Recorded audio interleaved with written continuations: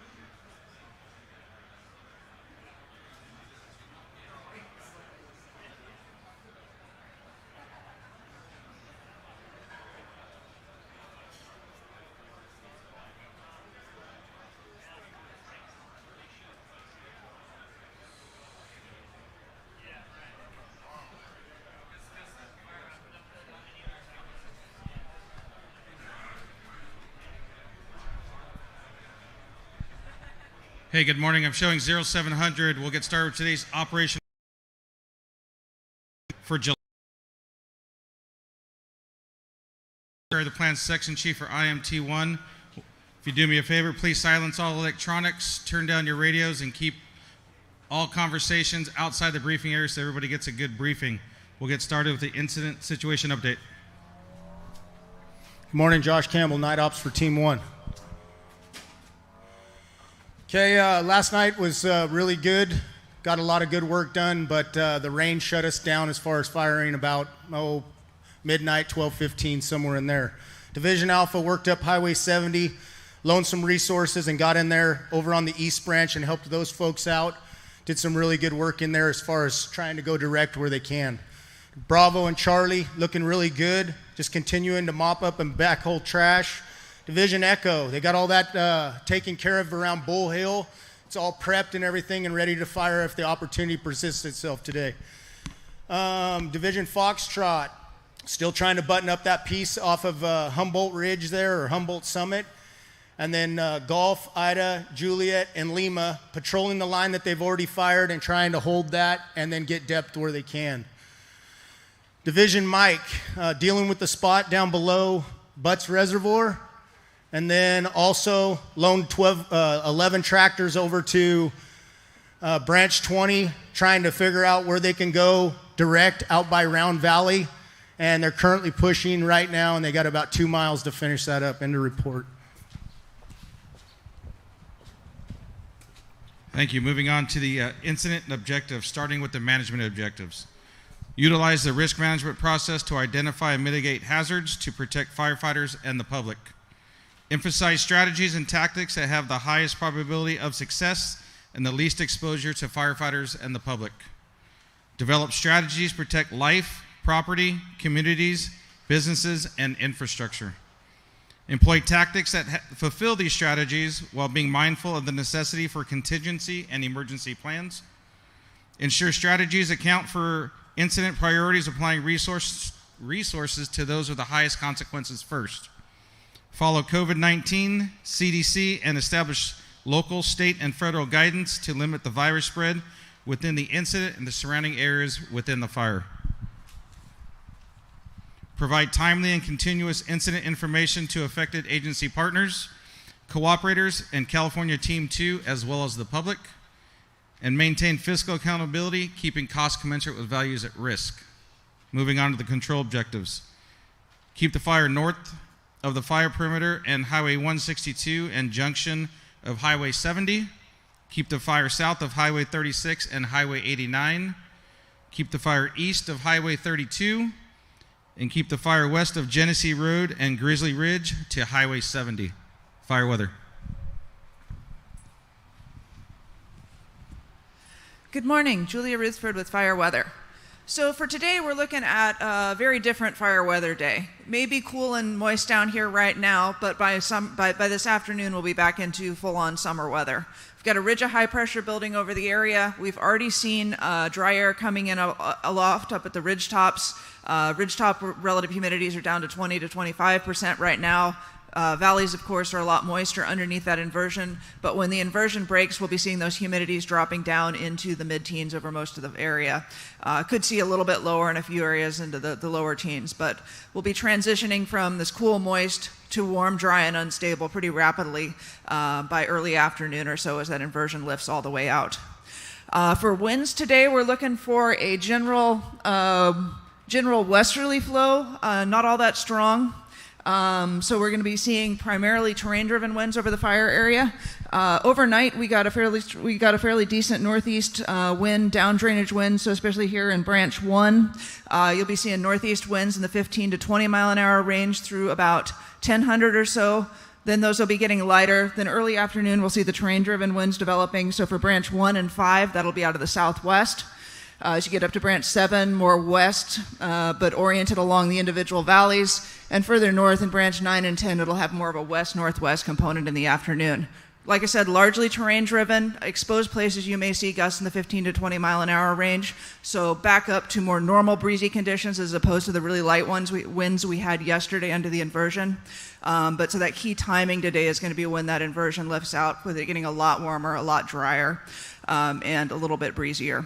Overnight, we're going to switch back into the downslope, down valley pattern, but we're going to see our humidity stay quite a bit drier overnight, 20 to 25% up on the ridges, about 40 to 45% in the valleys, but definitely trend back towards warm, dry again. Have a good shift.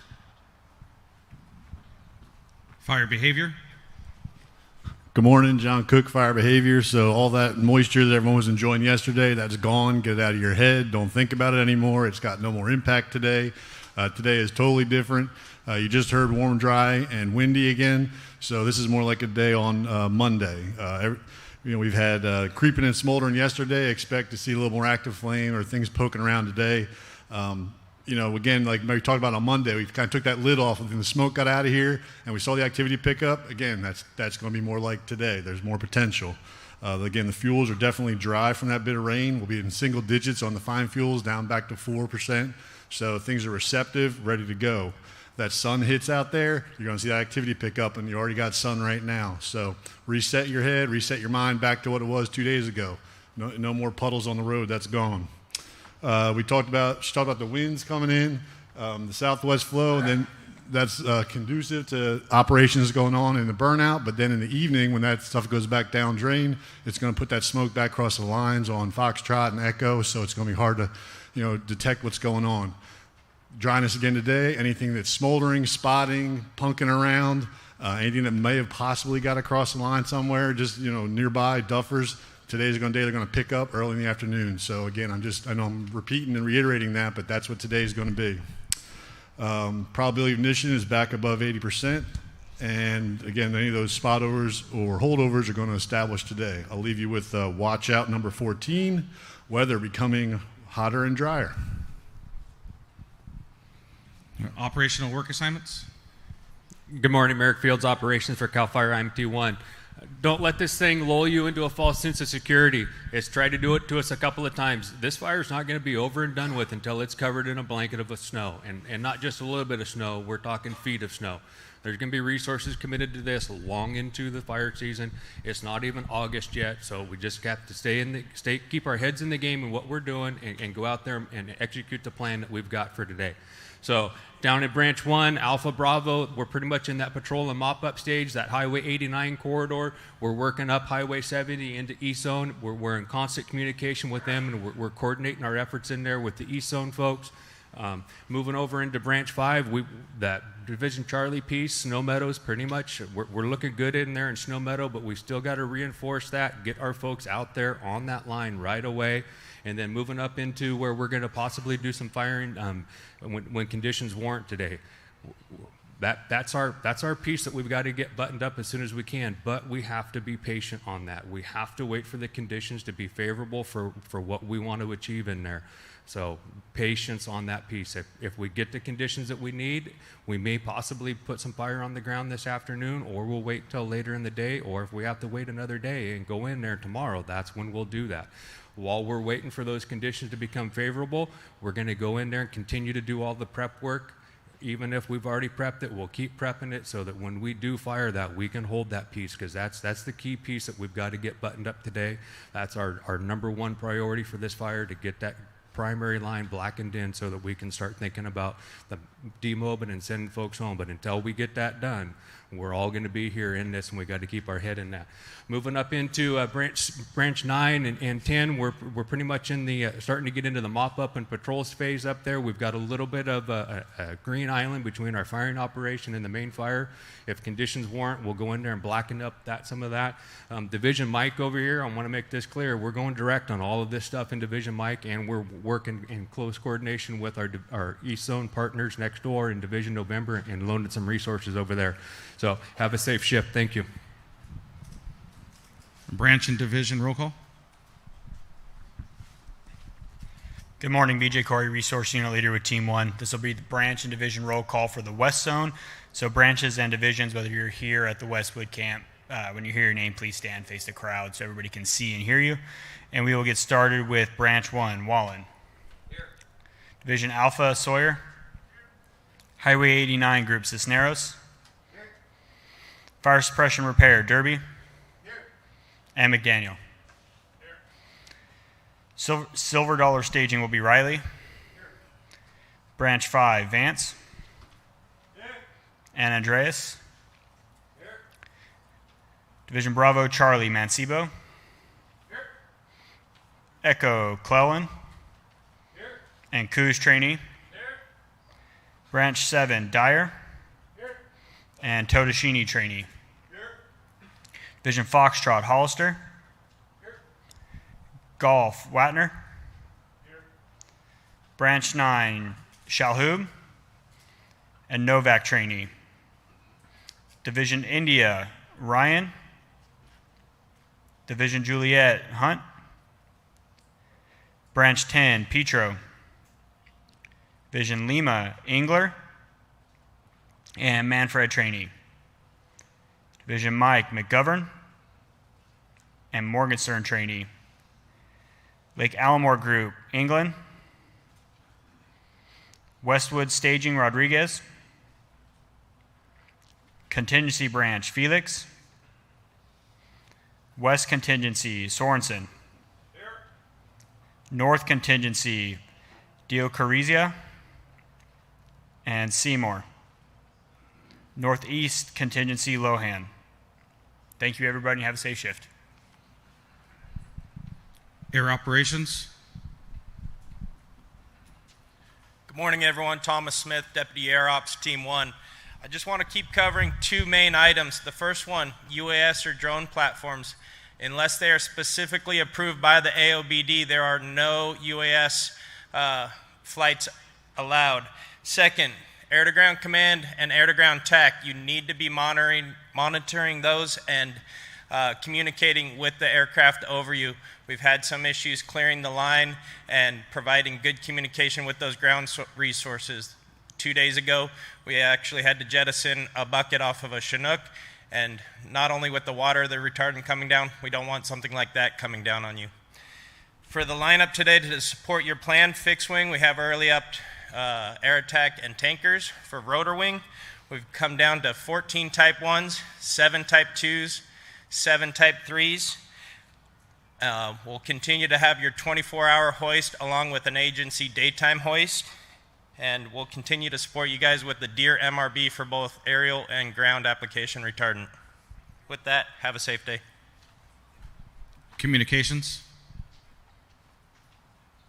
Tom Webb, Communications Unit Leader. For the guys that are off shift yesterday, you need to come in and get cloned. Come and see us. They did have some changes to the west zone yesterday. So come in and see us. If you have any doubt, come in and see us. We make sure you have the right frequencies. We are moving resources over to the west zone, so we want to be sure that you have the right loads. If you get moved over there, you can talk with them. Assigned frequencies, that's what's on the 205s. Those are the frequencies that are authorized to be used on this fire. If you're using one of your home frequencies as a crew net, as a jabber net, as you're traveling up and down the hill, stop it. We've had some interference issues at some of the sites, getting back into some of the public safety agencies in the area. If we hear that again today, we will be out with our homing equipment trying to find you, and you probably will get FCC fined, which will cost you a lot of money. If you have any questions, come and see us. Medical. Good morning, Race Wickless, Medical Unit Leader, Team 1. Tier 206 is found on page 36. At the top, we've got in-camp medical needs and also supplies. We have here at Chico Camp, we have CalMat.